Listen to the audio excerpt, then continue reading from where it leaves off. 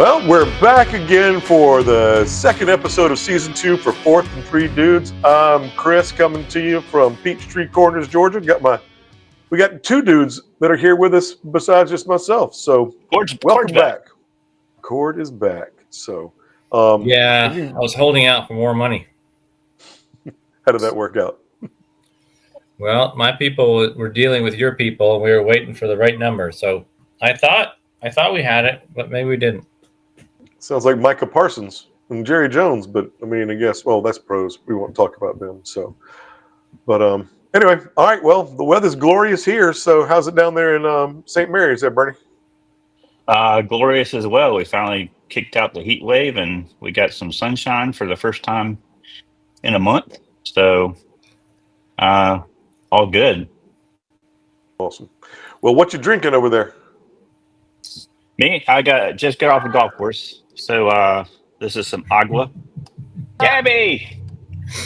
But I do have some Blantons. Guys, we're going to hydrate. I apply to college. Let me just tell you that. Wait, she's going to Mizzou too? Are you doing the show? It's for a good reason. We were interrupting. We're in the show. The red light is on. You guys just walked underneath it. Whatever. Gabby's going to Mizzou too? Guys. Oh, that's Mizzou. Yes, are you going to Mizzou? I don't. No, she stole my shirt. And now back once again to regularly scheduled programming. So I think we were talking about what you're drinking there, Bernie. Okay. Oh, it's back to me again. So just got off the golf course. So rehydrating, but gonna have a healthy pour of Blantons, and we'll see how it goes. Gin tonic. Nice. Almost done with it. Yeah, well, I had two while we're working on cutting the film from the cutting room floor. I mean, again, good IT help is hard to find sometimes. But anyway, I'm going with a Sweetwater's Rowdy Peach. Their IPA, quite tasty. Haven't seen that before. No, it's good. It's not son of a peach, but since those bastards up in South Carolina won't distribute down here anymore or anywhere, seems language. Lama, hot out of the gate. My bad. So we can bleep that out. We can bleep that out on the. Oh, leave it in. Hey, man. I'm about to say, I think you're gonna be hitting it pretty hard in a minute. But Fourth and Three Dudes after dark. It is after dark, as you can tell. It's dark over there. But anyway, all right. Well, let's go ahead and get into some of the football from this past weekend. Might as well start with Georgia's game against the Thundering Herd in lovely Athens. I think that went about as well as most of us could have expected, with the exception of a couple of injuries, possibly. But what was your biggest takeaway from the game, Bernie? Well, I think I'd like to start with, for Corey, we went to Puglisi, and we didn't miss a beat. I mean, he came off. Gunner had a great game, and then Pugs came in, and it's like we didn't miss a beat. So that was good to see. And then probably the top of the list should be the receivers. I mean, Branch is just that swing pass, that he scored on. That was just reminded me of kind of Isaiah McKenzie, just super electric. So, and got to see a lot of young talent. I mean, tight end Barber, got a lot of time, and Williams again from down here in Camden. Got a touchdown. So he's a big boy. We got some, and we lost the right side of our offensive line, pretty early. So hopefully they can be back for Tennessee game, because they definitely were clicking. So I hope to get Gaston and bring back. And on defensive side, I thought they did a great job. Bolden. That block punt was just yes. It wasn't right off the toe like some, but he guessed right and got his hand up there and in the right place. So I think it gave a lot of tape for some of the young players that the coaches need to see, and didn't quite hit the over, but that's okay. How about you, Cord? Did you get a chance to watch it as you were traveling the countryside? Just a little bit. We were in and out. I saw a couple times where Gunner was running the ball, and he's a good runner, but you talk about him getting clocked last year. It's hard to uncoach that.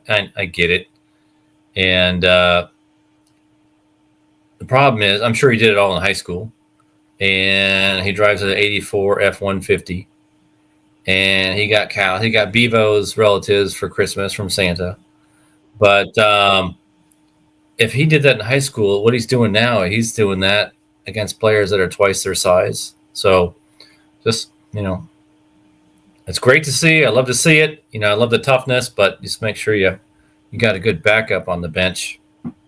Yeah. Yeah. No, I agree. But I would. It's more exciting to see a player like that than someone who doesn't run at all, just stands back and throws it away. I agree. Yeah. No, I mean, I definitely agree. I mean, my biggest thing with him, though, is I want to see him actually give the ball to somebody at one time. For me, it seemed like when he started running it and he started getting or having the success he was having with it, he kept running it and he wasn't pitching the ball away on that option. So, because again, I want to get him protected a little bit more as well. So, to make sure you actually do the pitch and not just fake it every time. So I think he took a couple of hits pretty hard, especially in the third quarter before he went out, where they were getting him behind the line because they weren't biting on the fake as much. But the defense, I mean, the work they did, I think they were able to play 38 different players on the defense, which is, I mean, absolutely amazing.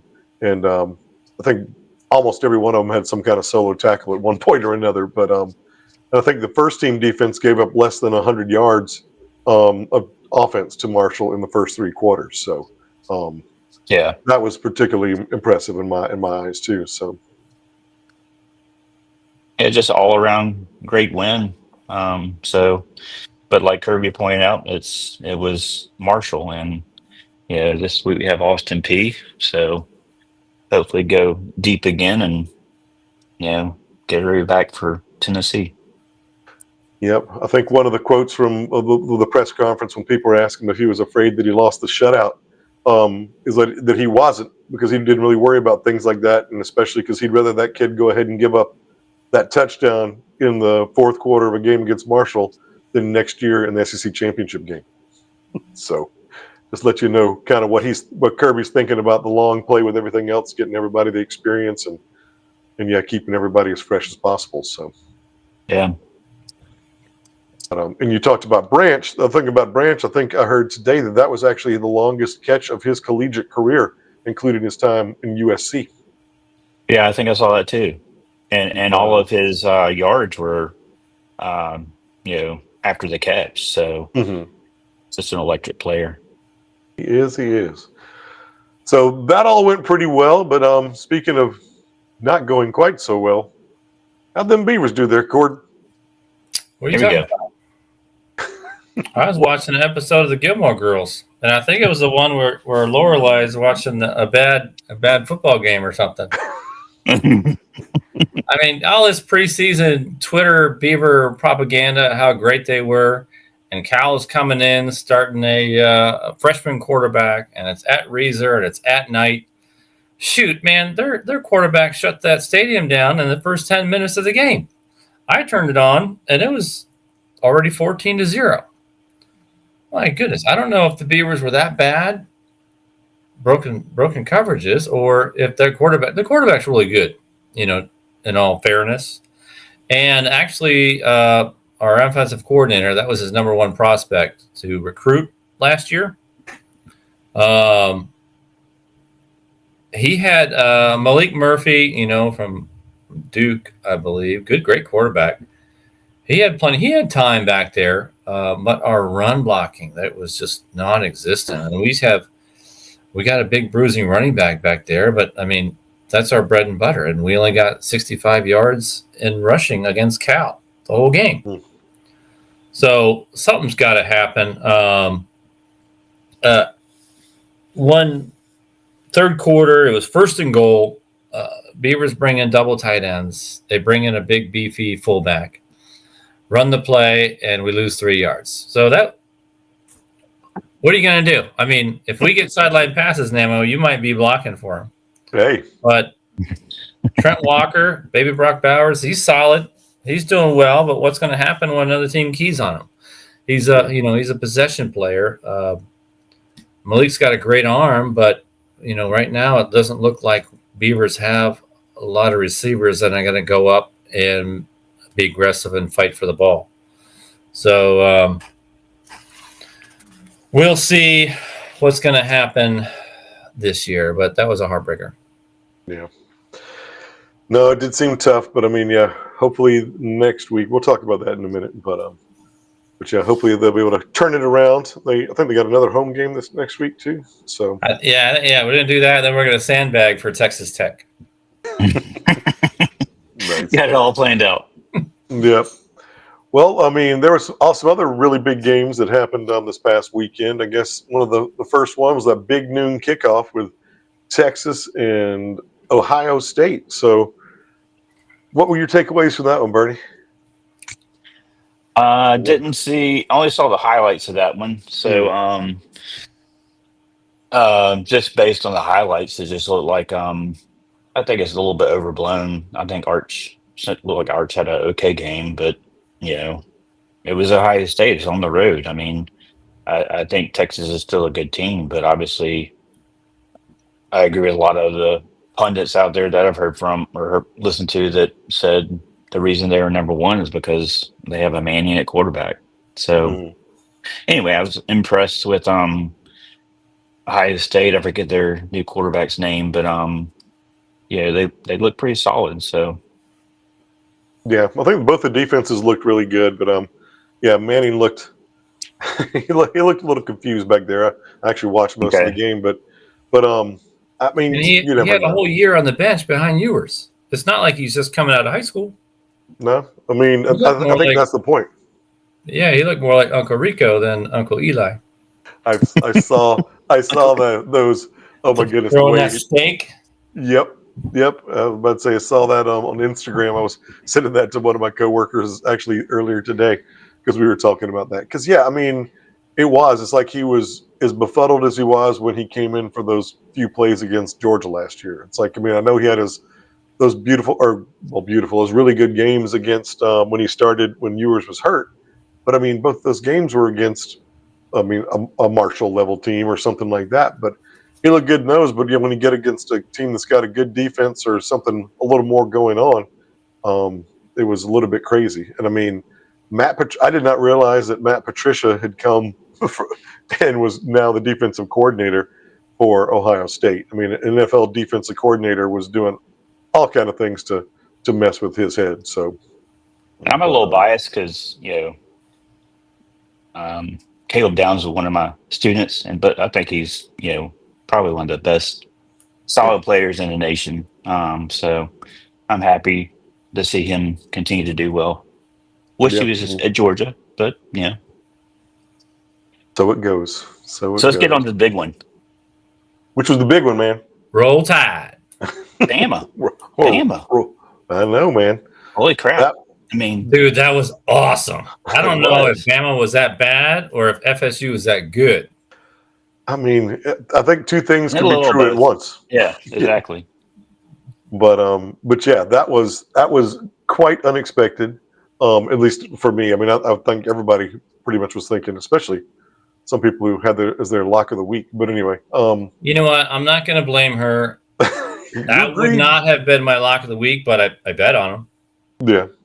If you didn't join us last week, Corey couldn't be here, so I texted Ainsley, my youngest daughter, and she made the pick for him. So, but yeah, they just got pushed around. I mean, it's been so long since we've seen their offensive defensive line get pushed around like that. It was just, oh my gosh, that's just not a Bama team that I recognize since the Shula days. That quarterback must have ran 20 miles. If he had like a pedometer on him, that thing, he was running for his life. Yeah. And I mean, then the FSU quarterback, which was a cast off from Boston College, and talking all the smack that he did in the offseason about it up. He did. He did. I mean, he couldn't. I mean, they didn't want him enough to keep him at BC, but he sure came down there and showed out. But I still think one of the biggest things for me was the fact that, again, talking about assistant coaches, Gus Malzahn being the OC for Florida State. I mean, to see him on the sideline in the third, fourth quarter was the first time I saw him down there, and it's like, Yeah. oh my goodness. And Yeah. I think they said he tweeted the next day on Sunday morning, just like old times. Oh, wow. I didn't see that. Wow. Yeah. So Cut I mean, deep. but yeah, I did not know he was there. But I mean, yeah, he was able to. Yeah, they kept saying his name, I think, didn't they? I mean, I guess so. Like I said, I was watching. I had all the games going at one time. So I had 3 TVs going with some of them with multiple games. So I was flipping back and forth between all of them. So Yeah. But anyway, because yeah, that was it. That game was the same time the Georgia game was.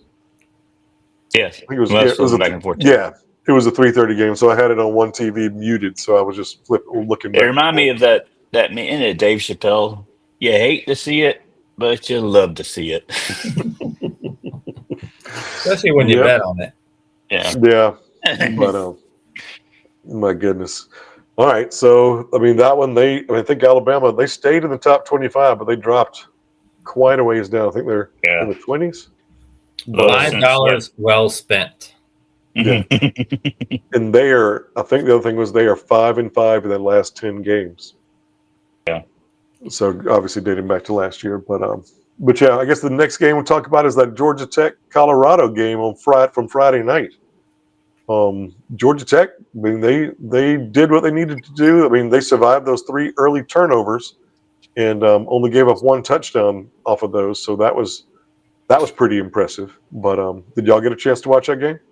Yeah, I watched most of it, and that was your lock of the week. And I really thought they would cover 2. They were one of my wins in the weekend, but yeah, I thought they would cover by more. I was a little surprised it went as late into the game as it did, but Haynes King. I mean, he continues to impress, and that was that a road game?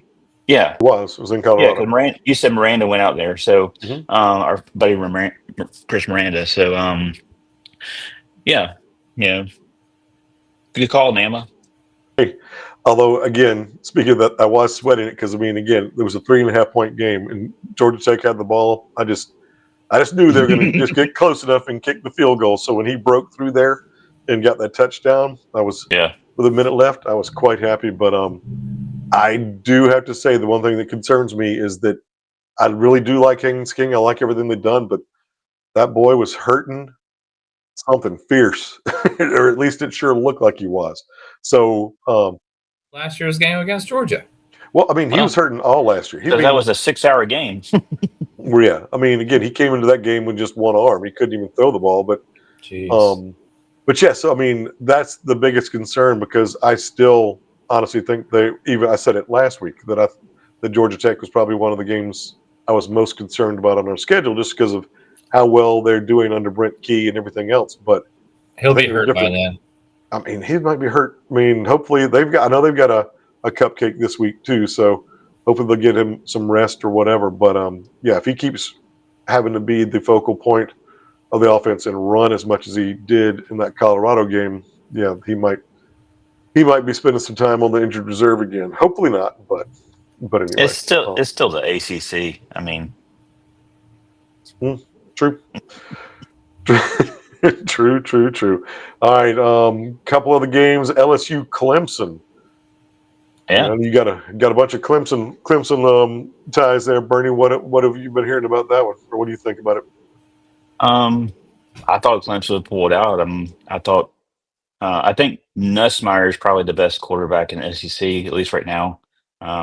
Still early, but yeah, I was impressed with them on the road. I haven't been a big Ryan Kelly believer, but he had him ready to play, and yeah, Klubnik, I guess, had an okay game. I just thought he would have a much better game. I guess the big story there is LSU's defense is vastly improved. At least if Clemson turns out to be an ACC contender and a good offense, and that was a pretty good showing. Holding them to 10 points.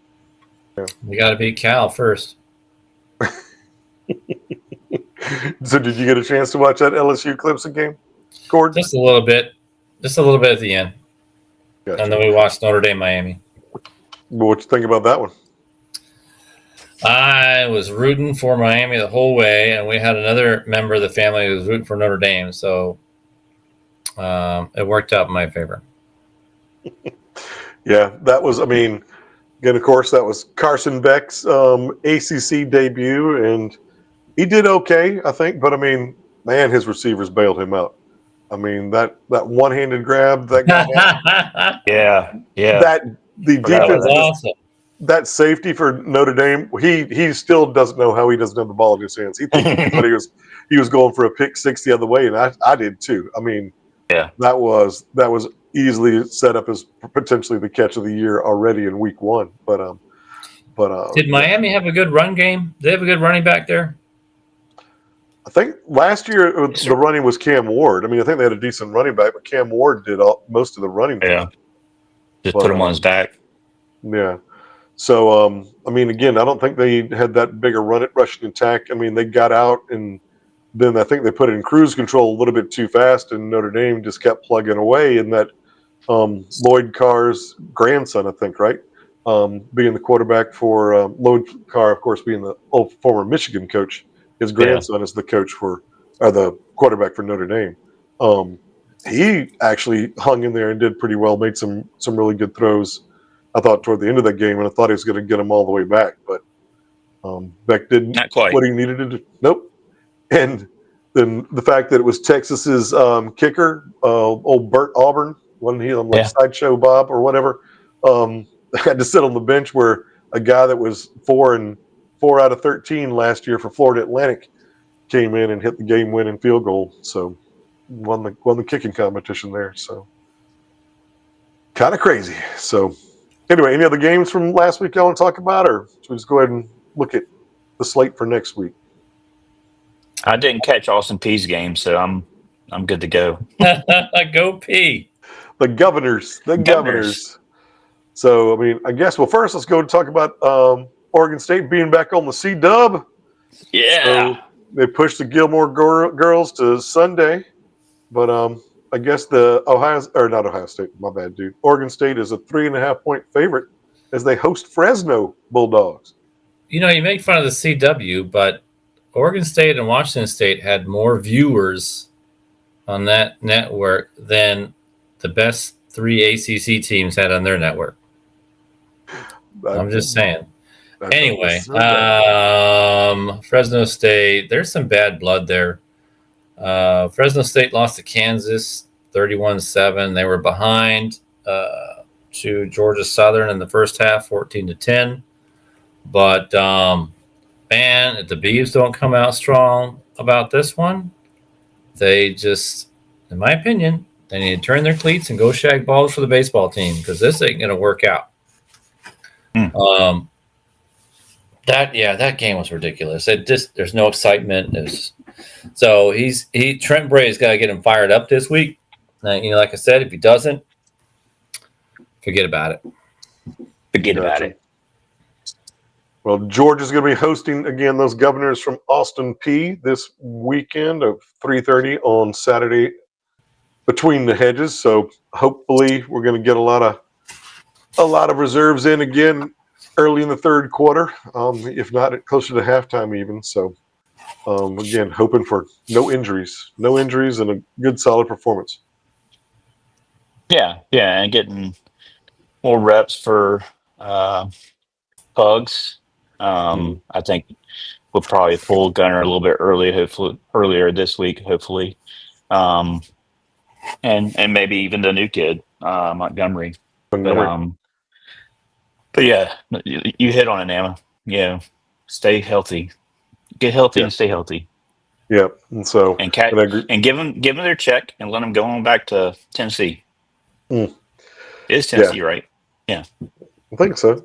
But but yeah, I mean, again, I do like what we touched on a little bit, the rush. I mean, we ran for 239 yards against Marshall. Hopefully, we can do that again. Don't need Gunner to necessarily be our leading rusher, but I mean, how Phillips and Frazier and Bowers. No, it was or Chauncey Bowers, right? Owens. Bowen, sorry. But anyway, and then Bo Walker. Man, talk about a kid with a name for an SEC running back. Yeah. Bo Walker. But yeah, just keep giving them the ball, keep running the ball.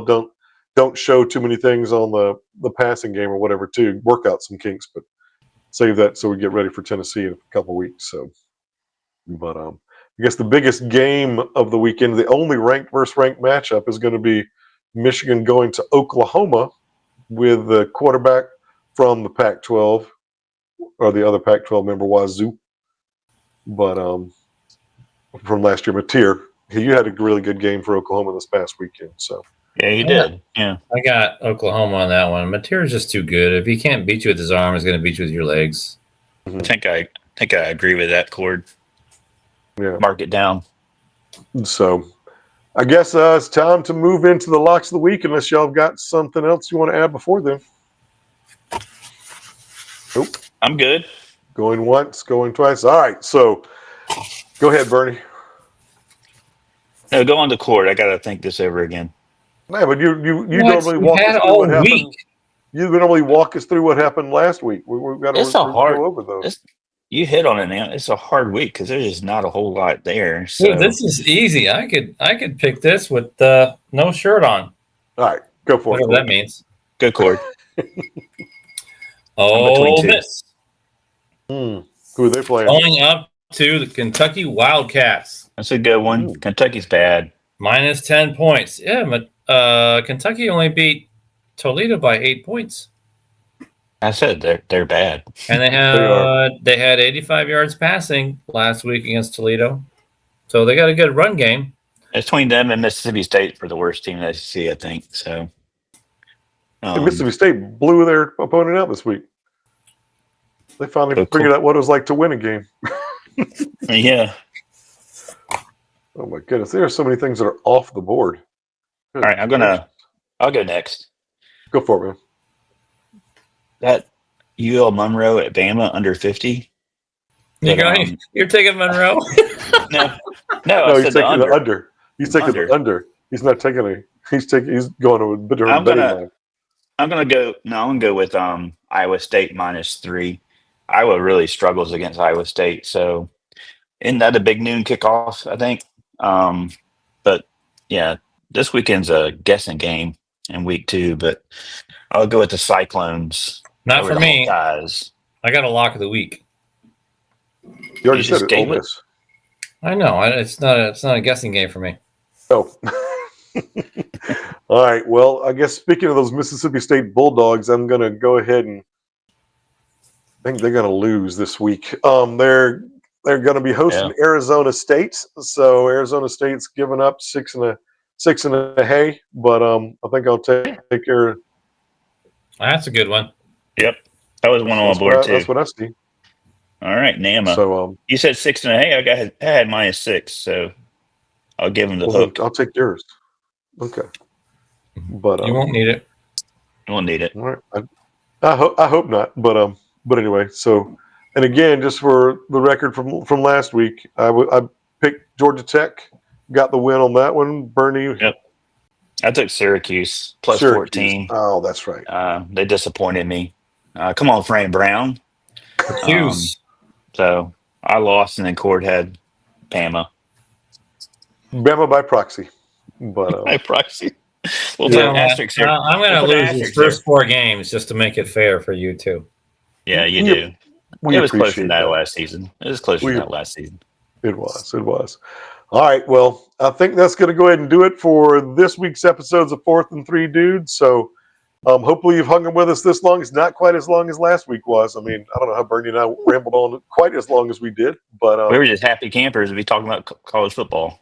That is true. That is true. And kind of a wet blanket, I guess. From big news for things to look forward to, we do have a 4th and 3 Dudes road trip, or 4th and 2 Dudes road trip planned to go see those Beavers play against App State in Boone, North Carolina, first weekend of October. So, I mean, hey, grab your tickets now. Come meet up with us. It'll be more fun than a barrel of monkeys. Yeah, we'll be signing autographs and everything. Yep, and hopefully Corey's going to get us field passes. He's got to start working on that. So shoot, Nama, if we get field passes, they're probably going to put us into play. I know. Yeah. I mean, again, Take your helmets. I know. I've only got one knee replacement. I need another knee replacement. I don't What think size it's are you? All right. Well, thanks for watching, and go Dogs. Go Dogs. Go Beavs.